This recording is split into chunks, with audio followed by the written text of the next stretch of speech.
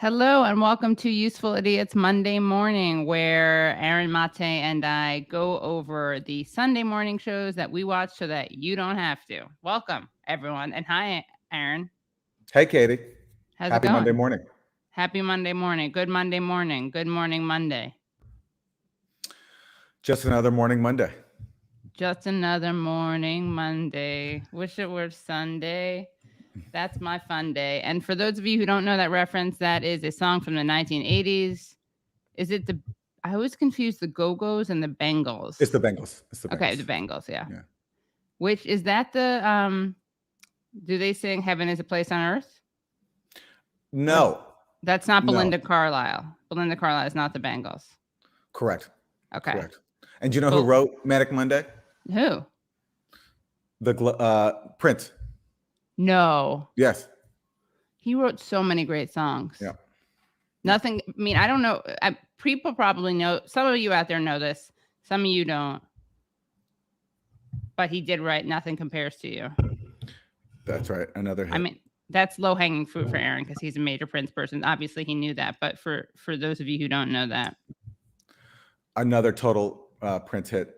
Which version do you like more, Sinead or Prince? I mean, I'll go with Sinead. Why not? Why not? Sinead. Yeah, it's such a classic. It is a classic, but yeah. Anyway. Yeah. So also, just want to tell people, in case you're listening to this and you're more of an audio person, you want to hear it on audio, not on a video, you know what you can do? You can just join the Substack, usefulidiots.substack.com, usefulidiots.substack.com, and you get to hear this as an audio, so you get it delivered to you as a podcast. You can also encouraging people to stop by, call in after this. Every Monday we're doing a call-in chat afterwards, which is where we take your calls on this app. Someone I shouldn't even respond to, but I can't help it. I mean, I really should demand, like I do on the Katie Halper show, that if you're going to be an obnoxious troll, you give me throw down some shekels or something for me to read it. But someone's like, stop making call-in happen, Katie. It's not going to happen. Well, it already happened. It's happening. We did it last week. It went well. We're doing it again. So all you have to do is you download this app, call in, and good news, especially you curmudgeons who are complaining that it was only on Apple, which I understand, I would too. It's now on Android. So it's especially going to happen. Boom. That's right. Last week when we did our first Monday morning call-in, Useful Idiots call-in, Android was not available yet for call-in, but now it is. So now even more people can join, and we hope you can join us right after we wrap this live stream. Yeah. Monday morning. Yeah, but you know what? If you don't want to, that's fine. I mean, not to sound like Joe Biden running for president or anything, but if you don't want it to happen, it doesn't happen to you. Sadly, it will happen for the rest of the world, but all right. Yeah. All right. That's it. Yeah. So embrace my inner Leslie, someone's saying, because yes, it's true. Leslie does push stuff in a great way. But yeah, this is Useful Idiots, and also make sure you like the stream. I'm not gonna apologize for this, guys. We are at war. We are at war against people, including Pod Save America. Now, you can't be neutral on a moving train, as Howard Zinn said, which is open to debate among physicists, but that's another issue. You can't be neutral on a moving train. We're at war. You can be with us or you can side with the other people. We need to beat the algorithm. As you know, YouTube isn't friendly to shows like this, especially when you say stuff about Syria or Russia, as is our want, especially Aaron's want, but our want too. So you guys you gotta play ball. And that's why we say like the stream. It's an effortless thing to do. You just literally hit like, and then we are not messing with the algorithm. We are what? We're playing algorithm. Catch up. So that's it. We suffer through hours upon hours of Sunday news shows every week to bring you only the best clips, the best content possible. So for our suffering, please. Yeah. Even if you don't even enjoy the show, just please for our suffering. Yeah, exactly. If you hate it, that's even more of a reason. I don't know how that works out, but sometimes, yeah.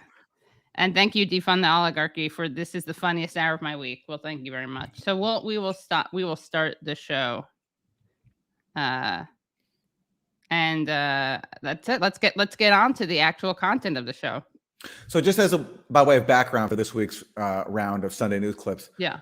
Russia has not invaded Ukraine yet. That's just the backdrop. I know we've heard That we every know single of. week that we know of. But I know we've heard every single week on the Sunday news shows that Russia is about to invade. Shocker, Russia has not invaded Ukraine yet. And that then leads to a new round of Russia is about to invade Ukraine on this week's Sunday news shows. Yeah. Let's do it. Aaron, you dunked Vaush? You dunked on Vaush? On Twitter last night. Yeah, what happened? That guy. Who cares? Who cares? All right, fine. Yeah, you know the audience. With our chief foreign correspondent, Richard Engel, he is in embattled eastern Ukraine. And Richard, simple question, has the war already begun?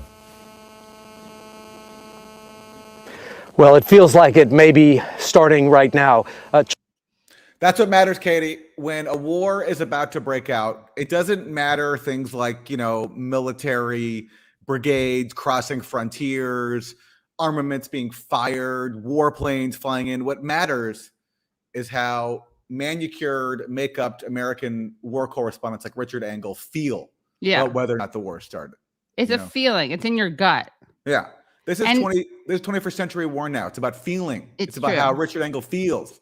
Yeah. The old way in terms of crossing borders and bombing, shots fired. That's 20th century. Okay. That's antiquated. That's antiquated. Now it's about how Richard Engel feels. He feels as if it may about to begin. And that's what matters here. That's what matters. And also, just in case people missed it, last week we covered how Richard Engel did a great piece on this, a story, and he featured a man on the ground, right, doing some manly war prep with a rifle. Don't also forget the grandma. I'll never babushka. forget grandma. No one puts grandma in a corner. But she, unlike this guy, to be fair, was a little more subtle and modest. She didn't have the neo-Nazi insignia right on her arm. And of course, this guy did have the neo-Nazi, the Azov Brigade insignia right on his arm. And Richard Engel, in all his glorious ignorance, and his producers had no idea or just don't care. And they didn't have the wherewithal or the willingness to cut that out. They could have blurred it. They could have cropped in on it so you didn't see it, or they could have just not used the guy, the Azov Brigade guy. And nobody cared. It was, Fox News actually cared. Fox News picked up the story because, Fox News. Because we covered it. And Fox News saw an opening to go after MSNBC, I guess. And no one responded at MSNBC to Fox News. Right. But again, that underscored a few things. First of all, it shows just what complete dupes the U.S. media are, to the point where they're willing to be used in a media stunt by a neo-Nazi militia, by the way, which the U.S. Congress has banned assistance to. There is an act that was passed by John Conyers that literally bans U.S. assistance to the Azov Battalion. Right. But U.S. media outlets like MSNBC and NBC News are exempt from that. So Richard Engel could still give them material support via promoting their media stunts, but it wasn't an issue. Richard Engel openly cavorting with a far right militia doesn't matter. Everyone shrugged. Yeah, everyone. But it did underscore just how important these far right forces inside of Ukraine are, and that if there is an insurgency against Russia, as the Biden administration has been talking about supporting, that's who the U.S. will be supporting. Right. But by the way, someone pointed out you're not honoring his imagined lived experience. That's true. That's right. He's speaking his truth. And we are not holding the space or honoring him. We are not honoring his lived experience. Well, speaking of which, let's go back to the trenches. All right. But one more good point. John Olin points out Biden is clinging to war in Europe, so he does not have to answer to the struggle we are facing here in the United States. To which I will say, good point. Okay. Let's go back to the trenches. 2 weeks ago, I spoke to you from a trench not very far from here, and the situation was radically different. It was quiet. The separatists were quiet. The Ukrainian forces were not attacking. But now, and I'm about 1 mile from the separatist-held enclave in Ukraine, there are intense firefights here. There have been about 300 incoming rounds here fired from the separatists just in the last 24 hours. And now, since we've been here for the last several hours, the Ukrainians are also firing back at the separatists. And one commander I spoke to here said he does fear that these could be the... Side note, separatists is I think, a propaganda term. I use it sometimes just because, I don't know. Shorthand. It's shorthand, but really they're rebels. They are Ukrainians. They want autonomy. I guess you can call that separatist if you want. They do actually now want to be recognized by Russia as a part of Russia, but I don't know if all of them identify as separatists. I think they more identify as Ukrainian rebels who are fighting back against a coup regime that was installed in 2014. A coup that you're just not allowed to mention on the Sunday news shows or anywhere else in US media. But anyway, that's just a side note. And people have pointed out that that is a cute helmet. You got to admit, it's a nice muted cobalt. It's a nice shade of blue. I like it. Yeah. He's got a little scarf going too. Yeah, I know. I like that too. Yeah. It's kind of abstract. I would love to see it unfolded so we could really see what the pattern is. Yeah. Shots of a wider war. Richard, there was a clearly frustrated President Zelensky that met with the vice president in Munich over the last 24 hours. He basically saying, well, if you're convinced Russia's doing this, what are you waiting for?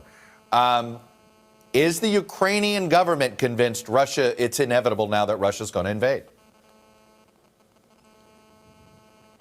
Well, I think here, when you talk to frontline commanders, they're pretty sure that it is. You'll notice how he didn't answer the question, is the Ukrainian government convinced that Russia is about to invade? Because the Ukrainian government has said over and over that we're not convinced Russia is about to invade. In fact, the Ukrainian defense minister just this weekend said that Russia hasn't formed a single combat battalion. So a Russian invasion is certainly not coming in the next few days if it comes at all. Richard Engel can't report that because that goes against the U.S. government's narrative. So now he's saying that some separatist commanders have told some Ukrainian commanders on the front line have told him. I'd love to see them say that because I'm not even sure if I believe that. Coming. They see the separatists mobilizing in ways that they haven't seen them before. They are seeing them moving their artillery and weapons closer to frontline attack positions. They hear them and see them maneuvering, so they think it is a matter of time before what are now skirmishes and incoming fire escalates into something much bigger. And what would you? He sort of conflates two things. There are the rebels, aka the separatists, fighting the Ukrainian army. That's happening. But he's conflating that with a Russian invasion. That was the question from Chuck Todd, a Russian invasion. So there is ramped up military activity inside the Donbass. The question is Russia any closer to invade?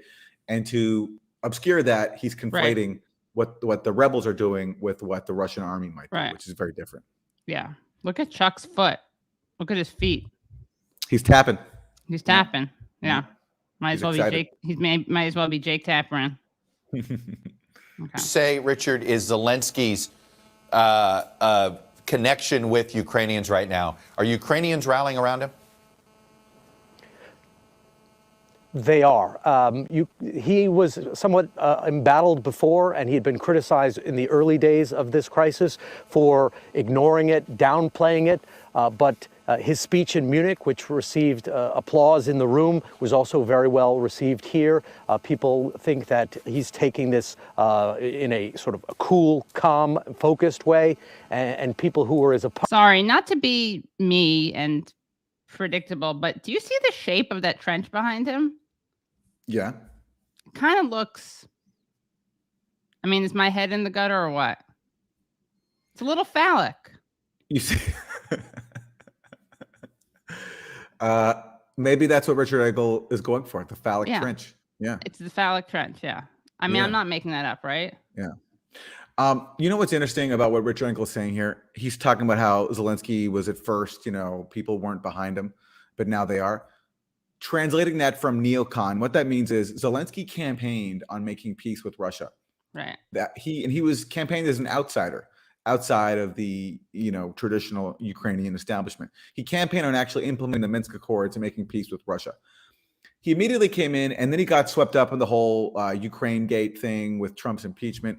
And then Biden came in, and he got even more hawkish. So what Richard Engel is saying here, when he talks about Ukrainian people are now behind Zelensky, what he means is that Zelensky, after initially showing some independence and campaigning and winning on a platform of peace, now he's finally going along with the Washington playbook of stoking tensions with Russia and refusing to negotiate the Minsk Accords, which is what all this is about. All this is about basically stalling and ultimately sabotaging the Minsk Accords, which would end the conflict in Donbass, demilitarize it in exchange for some autonomy for the Donbass, which would essentially mean that Ukraine stays neutral forever, which is the nightmare of DC neocons, which is why we have to have this crisis.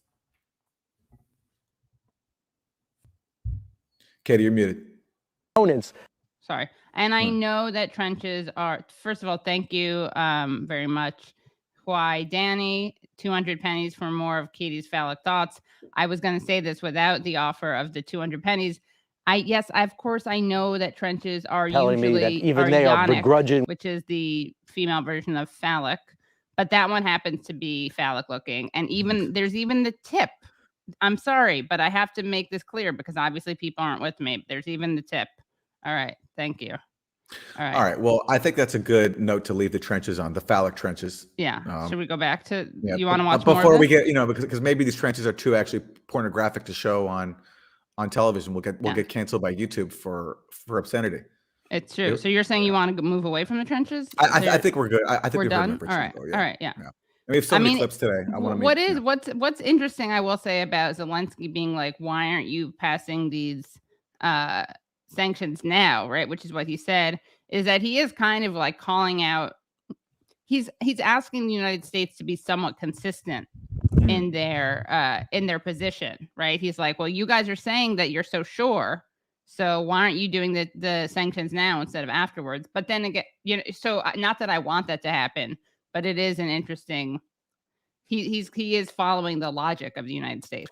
He absolutely is. And even him going to Munich to that security conference was him thumbing his nose a little bit at the US, because it doesn't look good for this public campaign to convince everybody that Russia is about to invade Ukraine for the Ukrainian president to leave the country and go speak at a conference. It's not really what you would do if you're actually about to be invaded. And so he was pressured not to go, but he went anyway. And that also was kind of an act of calling out the U.S. for the constant warmongering, because although Zelensky is on board with not making peace, he's not on board with the constant fear-mongering from the U.S. that Russia is about to invade, because it's destroying his economy even more than. But he does want the sanctions, right? He's asking for those at this point. He does want sanctions. Yeah. All right. Yeah. All right. Let's go to the next clip. Mr. Secretary, let's start with what you just heard Clarissa reporting on, the Union. Learning that troops from Russia and Belarus will continue those joint exercises there past their planned end date. What does that tell you? Does it make you more concerned about an invasion?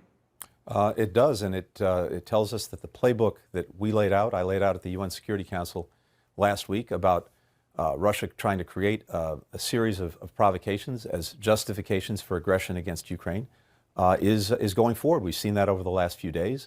Now they're justifying the continuation of exercises in quotation marks that they said would end now. The continuation. So remember when Blinken said that Russia is planning all these false flags, including staging a video with crisis actors? Right. He's now claiming vindication. He's saying that that's all happened. I missed the crisis actor video that Russia put out. Yeah, but he feels it, Aaron. He feels it. He feels it. Don't you get the feeling that happened? Yeah, he feels it. He feels it. That's what matters.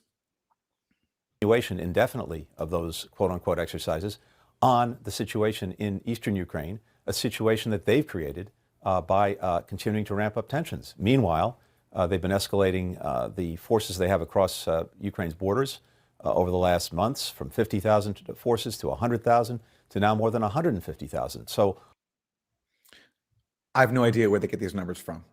Honestly, it's like they're the only. Well, that's how they feel. Honestly, but this question, like, it's gone from 50,000 to 100,000 now all of a sudden to 150,000. I've heard also U.S. officials say 190,000. I have no idea where these numbers are coming from, but suffice it to say, I don't think they've been independently verified. Aaron, I just want to point out that much like you did with Richard Engel, you are denying Blinken's imagined lived experience. You are not granting him the space or holding space for that. So he's speaking his truth. He's speaking his truth. Right. Yes, he is. all of this, along with the false flag operations we've seen unfold over the weekend, tells us that the playbook that we laid out is moving forward. So you mentioned the false flag. the playbook we laid out is moving forward. So all he has to do is say these certain things will happen. They don't happen, but then he feels like they happen. Yeah. Right. And then the playbook that they laid out is moving forward. We should just start predicting a playbook and say it's being played out. That is what they do. And there's also this thing where everything that they want to attribute to Russia is always the classic Russian playbook. Like during Russiagate, like Russian trolls, it's the classic Russian playbook. Using a P-tape on Donald Trump, it's the classic Russian playbook. Right. Compromise. Putin supposedly launching this invasion during the Biden administration and not the Trump administration, in which supposedly Putin's puppet was in the White House. So what a perfect time to invade Ukraine. That's also classic. That's also a classic Russian playbook. When your puppet is out of the office, then you attack the U.S. rather than when your puppet's in office. So Russian. That's so Raven. Russian. That's so Russian. Yeah. Yeah. Operation. You have that. You also have, as Clarissa talked about, a kindergarten hit by a shell. And you have a cyber attack that's already happened. Ukraine is reporting dozens of ceasefire violations. Is Russia's plan to invade already in motion? As we've described it, everything. Are we seeing the invasion, even though the actual invasion part isn't happening? But are we experiencing it? Is this an invasion moment? Are we in like this invasion experience? Is that what this is? Well, Aaron, as we've described it, yes.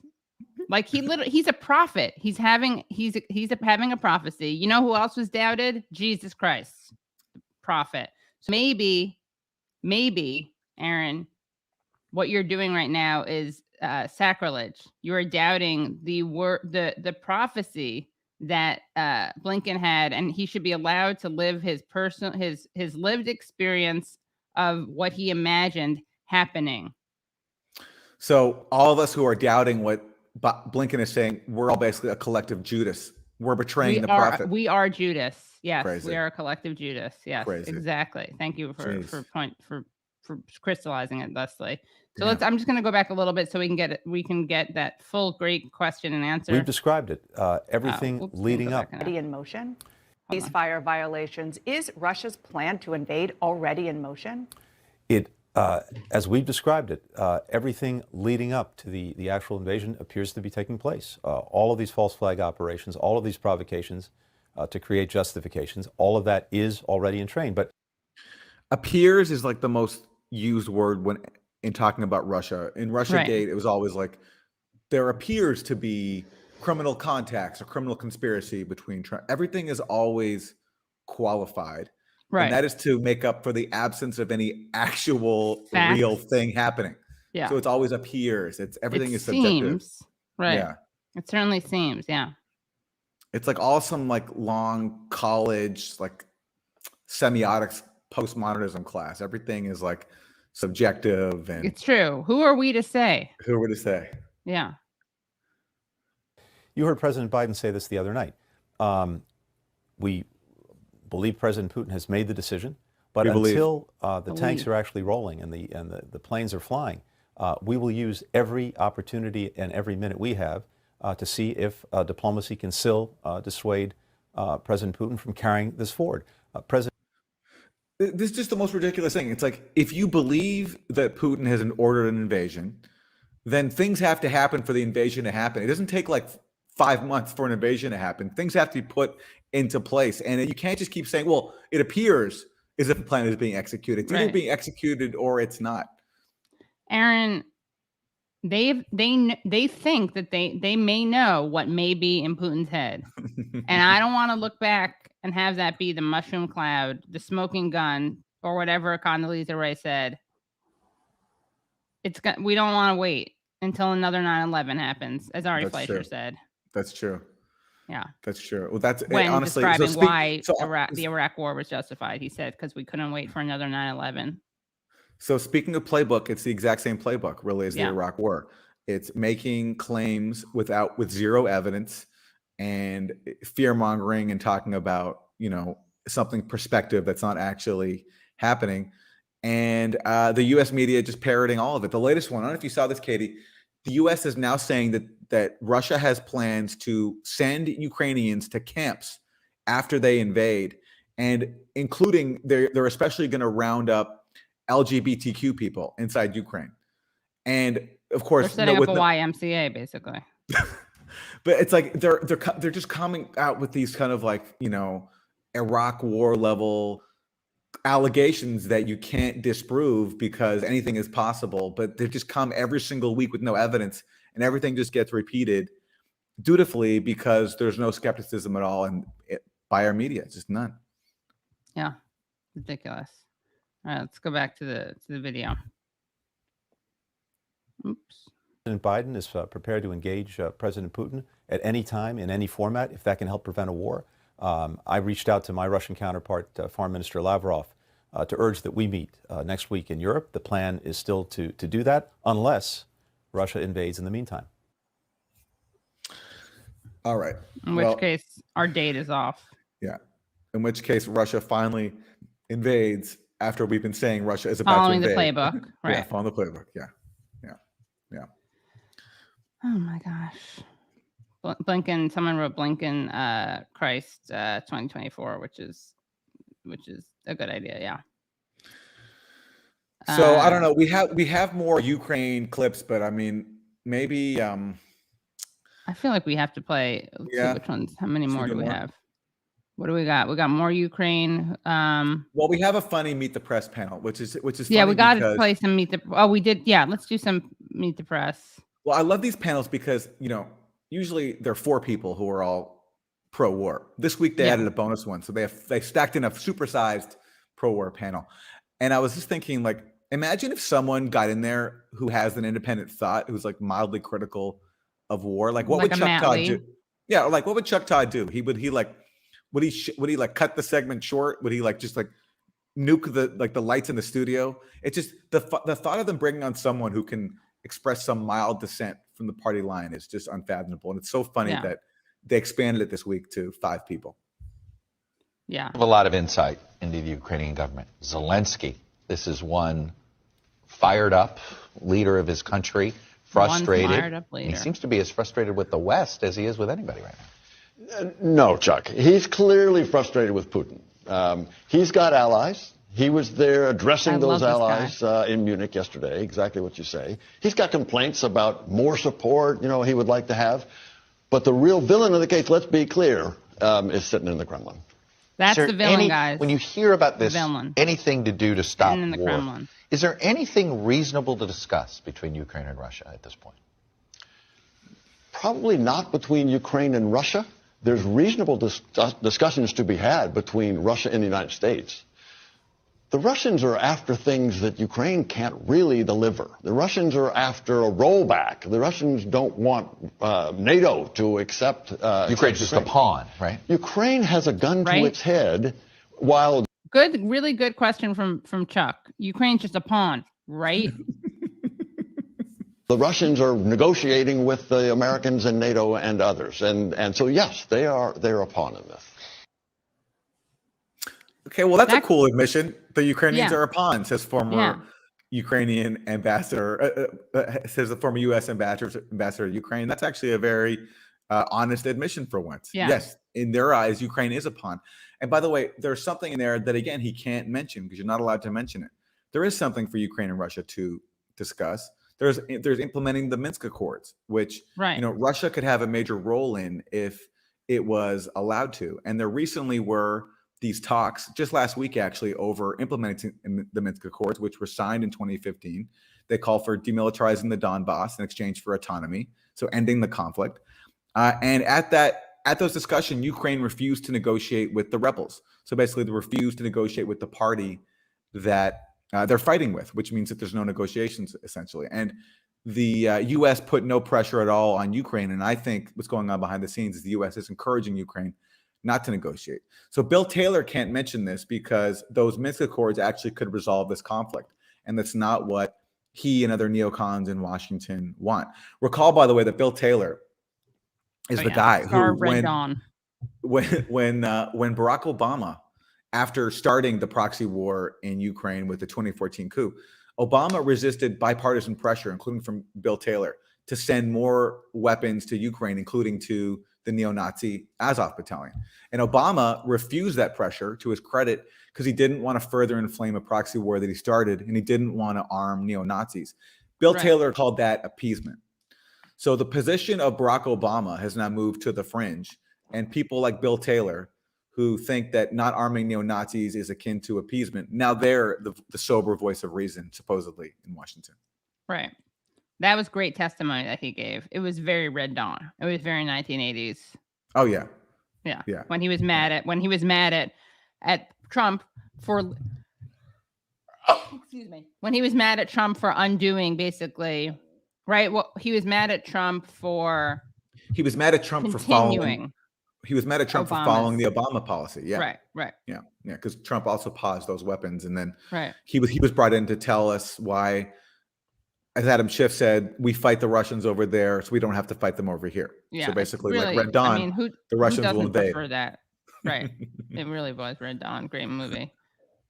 Okay. You have a lot of insight. Okay, that's it. Next clip. Aaron's hair gets more disheveled each time Blinken releases unbacked evidence. That's true. That's true, because he's like this. He's pulling his hair out. There's a direct correlation. That's absolutely true. Direct correlation, yeah. No, and Peggy, I think like this is though. the president's challenge. I think you belong on a Roman impressed coin. by the lack of partisan bickering. And Peggy, I think this is the president's challenge. I think I'm impressed by the lack of partisan bickering there's been about how he's handled this, right? And that's I think that's see that true. there is, so you could see that there is agreement that he is doing everything he should be doing right now. The question, you said the same thing during the Iraq War. I'm impressed by the bipartisan agreement over authorizing George W. Bush to use force in Iraq. Yeah. This is a wonderful moment for the country. Nothing coming together for war. Not war is a force. What is that, Chris? I can't remember the title of Chris Hedges' book. War is the force that gives us meaning. There you go. Yeah.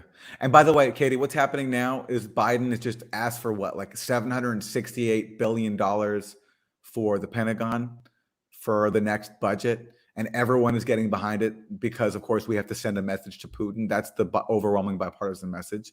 And that's what these campaigns are for, to help justify the military, the obscene spending on military budget. And where's Build Back Better? Like, remember Aaron, that? Now is not Build the Back time. Better? We are at a trench.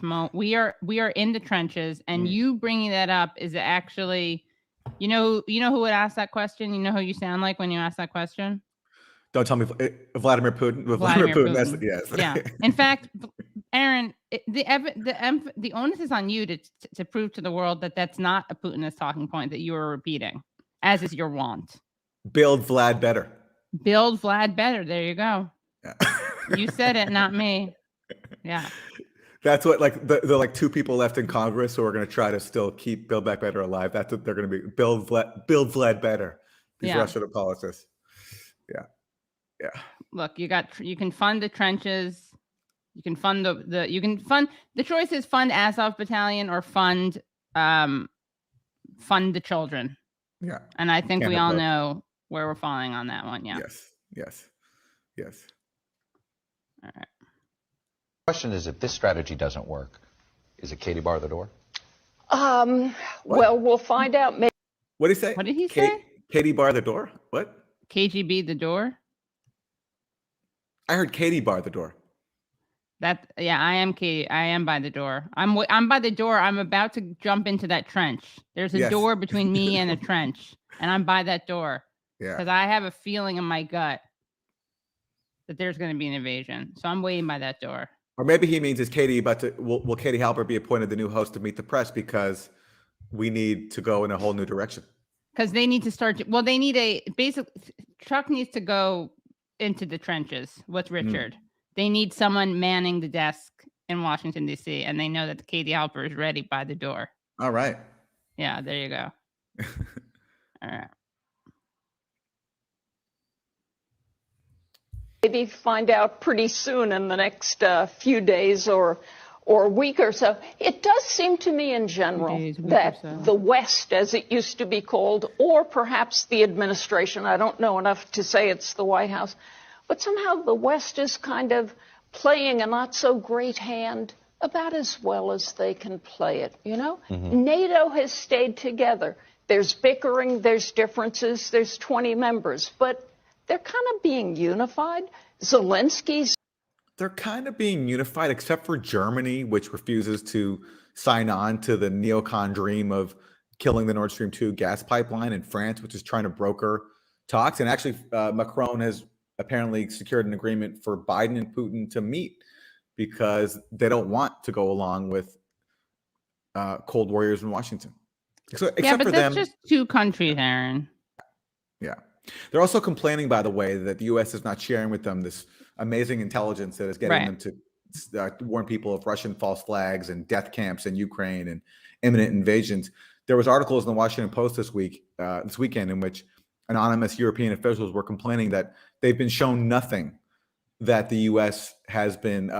They've been shown none of the intelligence that the U.S. has claimed leaves it so convinced that Putin has ordered an invasion of Ukraine, to the point where one official said that what Europeans officials are being told by the Biden administration is no different than what the Biden administration is saying in public.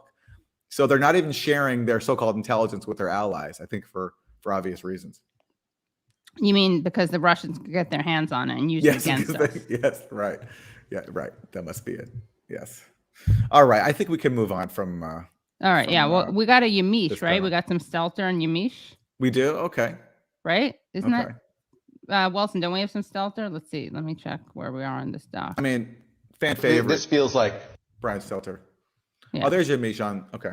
So they're talking here about the school board, school board recalls in San Francisco, where some progressive board members or some lefty board members have been recalled because apparently they're too woke. That's the controversy.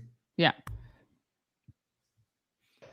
not plowing the snow during a snowstorm type of result, right? Like at the end of the day, that's why people, this isn't about politics, but there does seem to be some wedge here between progressives and the pragmatists and the Democratic side. Yeah, I mean, I think that there is this central issue of parents having lived through the pandemic, having also seen what their children are learning, really having a front row seat to the challenges of all of that, rebelling against sort of what school boards are focused on. I do think a small cultural war is not the way that I would describe what's going on in our country. I would say that this is a huge cultural war. I would also say Democratic Party, though, it's just beginning in the Democratic Party, I think. I think even in the Democratic Party, I was looking at some numbers, Gallup poll, looking at sort of Martin Luther King's favorabilities. We're in Black History Month, looking at the fact that the majority of the country did not support his work, that he was an unfavorable figure. And I think anti-racism work in America has been unpopular historically. That, of course, is complicated if what you said, you're not plowing the snow during a snowstorm. So that is adding to this. But I think there is a real issue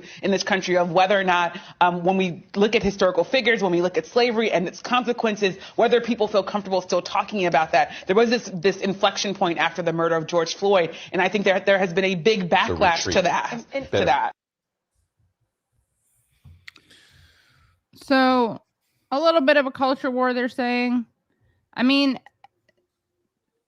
I will say one thing. One thing I'm going to say, and this is going to get me canceled in some places. I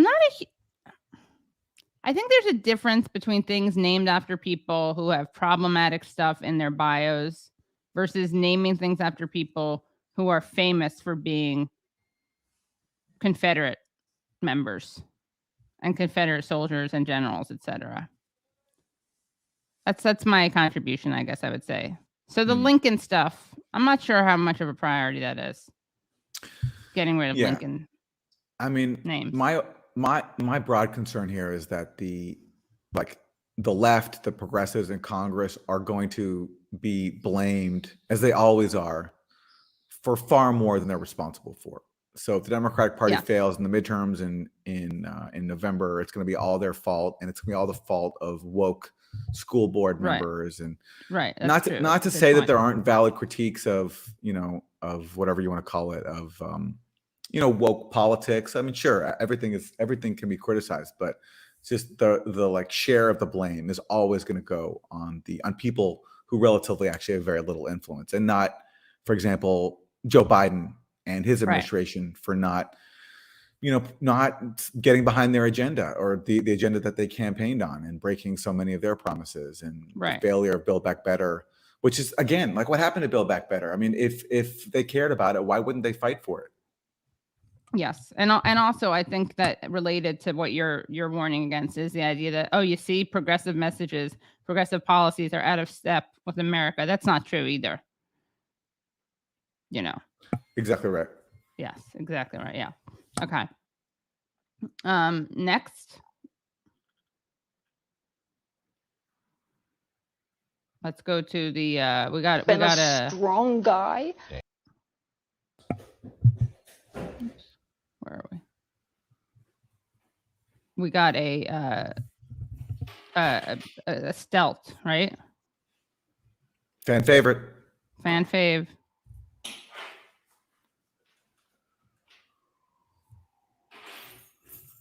Now, my question for Brian Stelter this week is he over the loss of Jeff Zucker? Zucker. Or is that still weighing on Zucker. Yeah. I don't know. I feel like he's not over it. Look at those eyes. Because remember, a few weeks ago, he went rogue. And oh, yeah, he went so rogue. I mean, the question is CNN over? I'm surprised he's still at CNN. I'm surprised they didn't fire him. He was so rogue. Oh, my God. He was so out of control. Yeah. Just going nuts with his praise of CNN. And yeah, it was his praise was too much. Yeah. I mean, he would, as he admitted, he'd go to war for Zucker. Yeah. Really, he really is like a whistleblower. He blew the whistle on how amazing CNN is. On how yeah. I mean, and that usually gets you fired. Yeah, right. Exactly. Which is a testament to how committed to good reporting CNN is. Yes. Other networks would have fired someone for their unabashed praise of said network. That's but right. you know, I you know why what I attribute that to Zucker's legacy. I mean, the guy's gone, but he's he armed the troops so effectively that he doesn't need to be there. You know, he knew he may not make it to the promised land with them, but he set them up, and now they're there without him. Look, Katie, I think I've have the solution to the Ukraine crisis. Biden needs to appoint Jeff Zucker both envoy and general. So he can broker the crisis, he can resolve it. But if the Russians refuse to back down, he can lead the troops into battle, just like he led CNN into battle. Yeah, all those years. I mean, remember when Brian Stelter was talking about how everyone was just dying to go to war zones for Jeff Zucker? You know. And he created a heat shield. I think a heat shield. So look, what would make me go to war and feel more confident about that than knowing that there was a huge shield around me? Yeah. That would repel weapons. So I think that's true. I think we may be seeing Brian reporting live from a trench sometime soon. I feel it in my gut. Yeah. Okay. Cortez, let's put on screen her recent tweet about Tucker Carlson. Carlson was smearing her for a long time on Friday night. She responded by saying, I want to know why is Tucker allowed and paid to engage in clear, targeted, libelous harassment that endangers people and drives so many violent threats that people have to fundraise for their own safety, that they have to fundraise to protect themselves. Dave Zerwick, your reaction to this, people on every side in the public space get threats. Tucker Carlson's family gets threats. But AOC's point is, these individuals that he goes after who don't have the resources Tucker has, they end up feeling endangered. And she's using the word libelous. What do you read into that, David? You listen, I really, in watching both of these, and I think the attack on Hillary Clinton and the attack on AOC is connected. When Fox hosts go after a lot of people, they're creating what Joe talked about. They're creating a narrative, and here's the villain, and they get very personal, and they want you to hate the villain. But when they do it with women, I thought, well, it gets kind of sexist. No, it's steeped in sexism and misogyny. And Tucker Carlson, I really think the way he went after AOC is really problematic. And I'm glad. As a journalist, I shouldn't be saying, but I'm glad that Hillary Clinton, a lawyer, raised the issue of libel and defamation with what Fox does. I think you, Brian, said this in a newsletter this week. A lot of people on the right are wishing for an attack on Times versus Sullivan in the Supreme Court. You said, boy, Fox better watch out if that happens. The right-wing channel, I agree. They are way closer to violating it than anybody else at CNN or even MSNBC. I mean, so Tucker did a segment making fun of AOC, and Hillary Clinton also weighed in on something too. And so now they're calling out Fox for defamation and libel. right. I would believe them, I'd be more open to believing their sincerity if any of them has spoken out against Hillary Clinton when she accused Jill Stein and Tulsi Gabbard of being Russian assets. Right. Which they didn't, Exactly. of course. And then instead, I think they promoted right. those claims. Yeah, if you're sensitive to libel, that's great, but you probably shouldn't engage in it yourself. That's right. So no tears shed for Hillary Clinton. Yeah. Who's, And with AOC, it's too, for me, it's like, her campaign when she ran, I thought was exciting. It brought ideas into the mainstream, just like Bernie helped bring ideas in the mainstream, like healthcare. And since then, to see her get caught up in these media feuds that aren't really about anything substantive, I just think it doesn't even serve her, And I think, she gets a lot of attention from right-wing media, but she has to respond, but it's just like, what do these media skirmishes accomplish?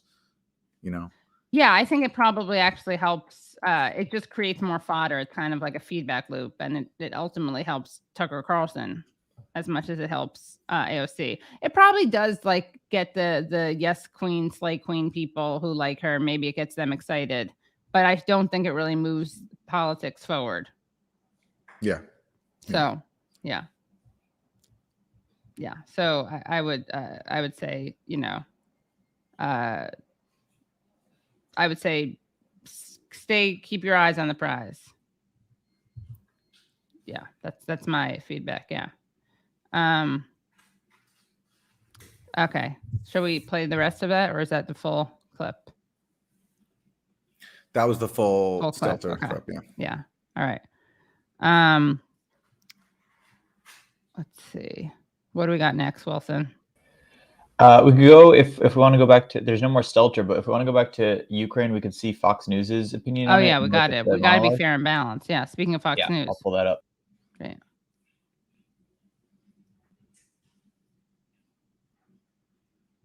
By the way, people who have respectful questions for me, drop $1 in, and I'll read the question. And hello again on this Fox News Sunday. Fears of war intensify as the standoff between Western allies and Russia enters a pivotal phase. The Ukrainian president has called for a meeting with the Russian President Putin. But this week, President Biden said he's convinced that Putin has decided to invade, a move that would rattle world markets, disrupt global energy supplies, and challenge the international order. In a moment, we discuss the new assessment with Pentagon Press Secretary John Kirby. But we begin with Team Fox coverage. Steve Harrigan on the ground in Kiev, where tensions are still high. Mike Tobin in southern Poland, where U.S. troops have been deployed by the thousands. But first, let's begin with Mark Meredith at the White House to find out where we are today. Mark, hello. Bill, hello to you. President Biden says he believes war between Russia and Ukraine is still preventable, but he believes it's also likely. Still, all weekend long, we have seen the U.S. and its allies race to find a diplomatic solution. With the world on edge, President Biden is pleading with Russian President Vladimir Putin not to invade Ukraine. Russia can still choose diplomacy.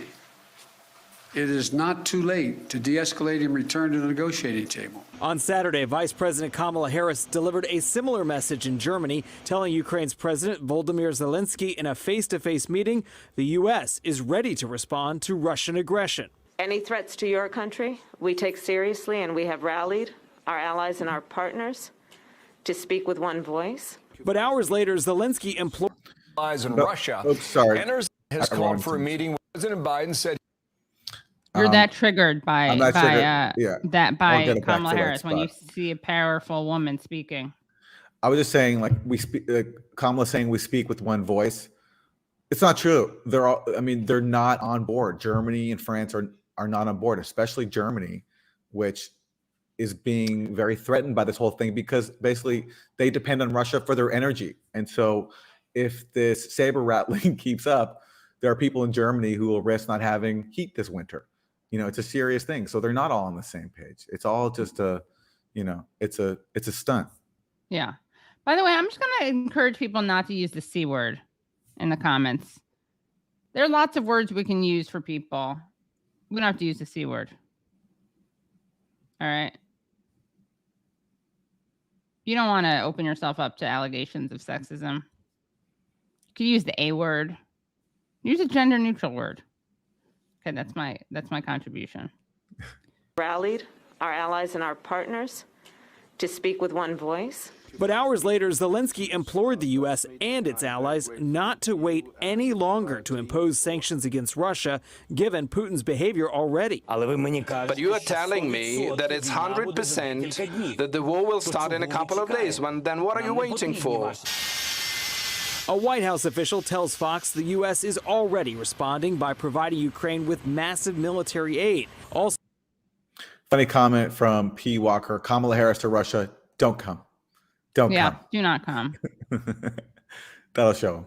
So by coordinating global efforts to potentially cripple Russia's economy. As for the Russians, so far no signs of de-escalation. On Saturday, Putin himself oversaw military drills, which included showcasing his country's nuclear abilities. Later today, President Biden will convene a meeting of his national security team right here at the White House. Then we're expecting a big meeting later this week when the Secretary of State, Antony Blinken, will meet with Russia's foreign minister in Europe. Bill, that meeting may be one of the last chances this administration has to prevent war. Bill? Yeah, we're watching it. Thanks, Mark Meredith at the White House today. Mark, thank you. All right, Fox. Well, Fox is doing its part to keep the warmongering alive, just showing that warmongering is bipartisan in Washington, as Peggy Noonan was saying before beautiful. On Meet the Press. It's really touching. Yeah, it is really touching. I loved it. I'm moved. I'm inspired. I feel like war. I feel that much more like war is going to happen. We also have a clip from Face the Nation. We should do this one. Yeah, we haven't done any Face the Nation. It's clip 4. Wilson. Face the Nation did something they don't usually do, which actually they had on the Russian ambassador, which is a rare thing to actually hear from Russian officials in U.S. media. By the way, speaking of which, Max Blumenthal and I at the Gray Zone interviewed the Russian deputy UN ambassador last Monday, which is at thegrayzone.com if you want to watch that, which I thought was very interesting. But it's rare to actually hear from actual Russians in the U.S. media, especially in corporate media. So CBS Face the Nation, to its credit, did have the Russian ambassador to the U.S. on. What was kind of strange is that it was taped beforehand, and they obviously edited it. And but they did afterwards post the full interview online. But the version that they aired on the Sunday show itself was pretty heavily edited. Get right to it. President Biden says that President Putin has decided to invade Ukraine. Is he correct? There is no innovation, and there is no such plans. It was fixed in Russian documents that we conveyed to our American friends in the State Department. Russia has publicly declared its readiness to continue the diplomatic efforts to resolve all outstanding issues. Russian troops are on a sovereign Russian territory. We don't threaten anyone.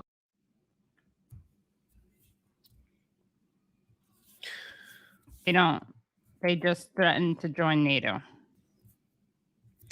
Well, credit to CBS for at least interviewing the Russian ambassador, and this interview got more combative. There's one more clip we have actually. Oh yeah, we have a clip. We have that clip with the. There's more. Yeah, there's one more. Oh, of that clip one. Of the Okay. Russian ambassador. Keep playing. Yeah, it's right underneath. Right.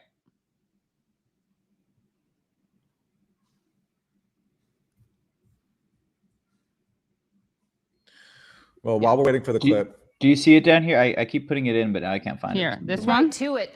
President Biden says that President Putin has decided to. No. Which one is the? Sorry, I'll keep working. It's the second link under clip 4. Yeah. While we're getting it, I'll read the super chat. Last week, someone on Democracy Now! Mentioned that there are plans for negotiations to supply Germany with liquefied natural gas fracked in the U.S.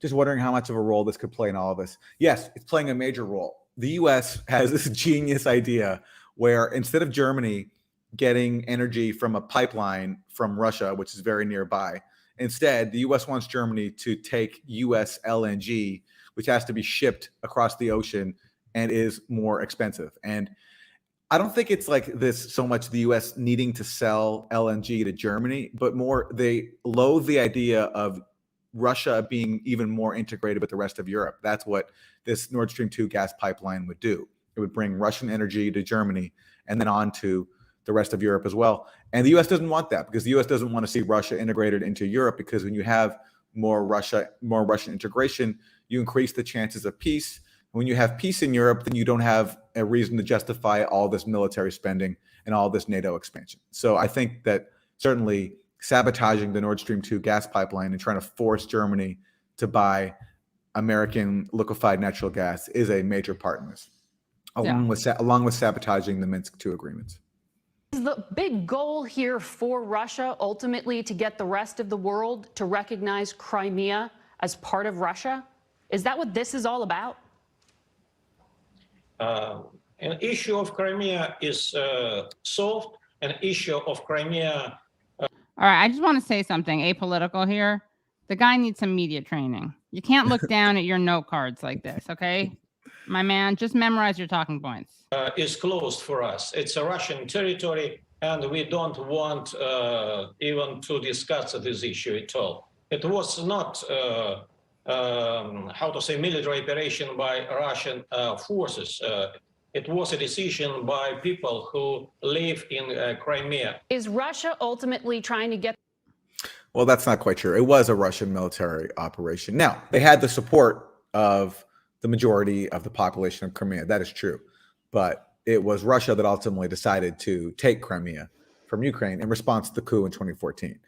But it wasn't just a matter of a referendum. There was Russian forces who were already there took the territory away from Ukraine. And, the geniuses in Washington didn't foresee that happening. That they didn't foresee that somehow after backing a coup in Ukraine, backing forces who were talking about joining NATO, they didn't think that Russia might react to a coup government that wants to join NATO, now having control of Russia's most important naval base in Crimea. So that's why Russia responded. But you can't say that there was no military operation. I mean, that's what it was. Yeah.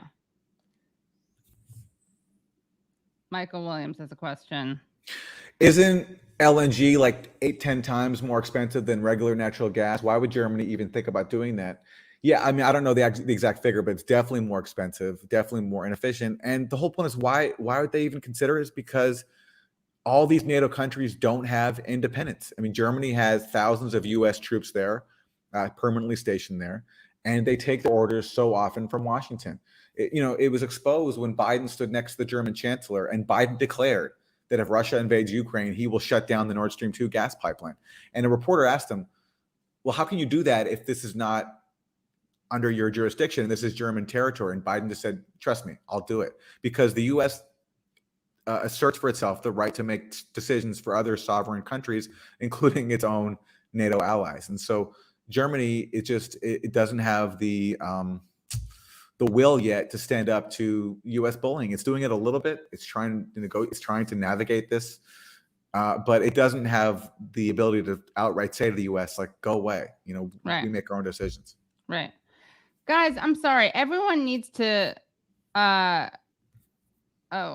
We got some anti-Semitism in the chat, which it takes a lot for me to say that. So let me just block user. Oh, I'm a Dem operative, apparently. Thank you. Please send me my paychecks, because I definitely don't get paid the bucks to do that. I should stay above the fray with that, right? But one thing I'm going to say is, guys, please, everyone take a second, like this stream right now, because you can't all be there. Are 2,030 people watching, which I'm very grateful to, but you can't all be hate watching. So everyone, take a second, like the stream. Do it now. Do it now.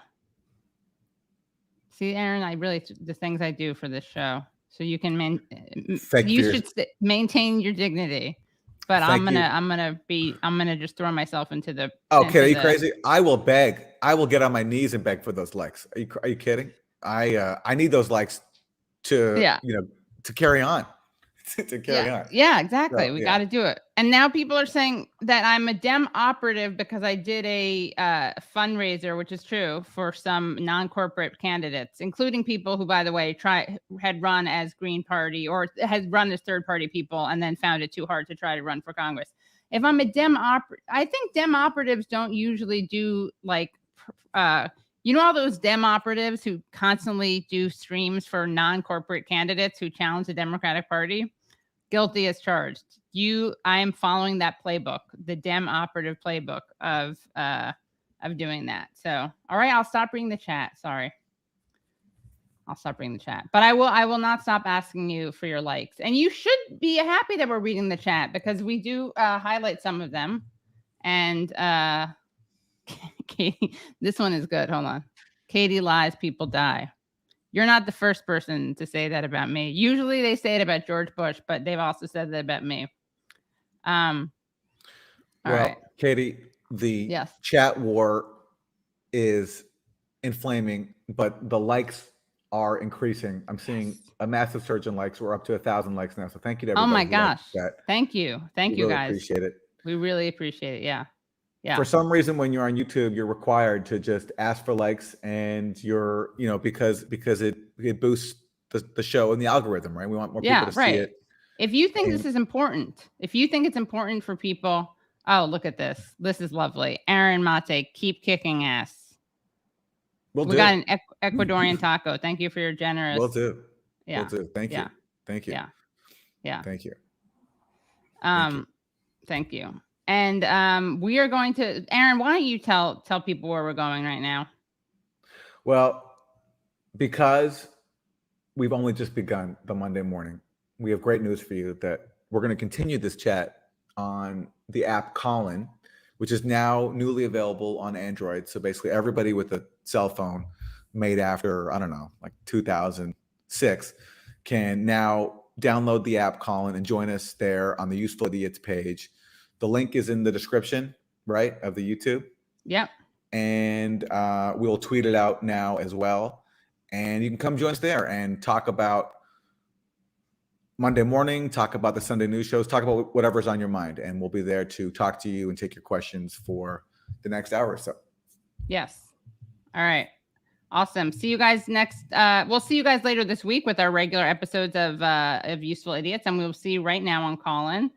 And thank you so much. And don't forget to subscribe also. None of this stuff makes us rich, by the way. This is just so we get the word out there. And if you're anti-war, then you're pro-Useful Idiots. How do you like that? It's good, right? All right. See you. All right. See you on Callin now, and see you very soon here on Useful Idiots. Yeah. Bye, everyone. Bye, everybody.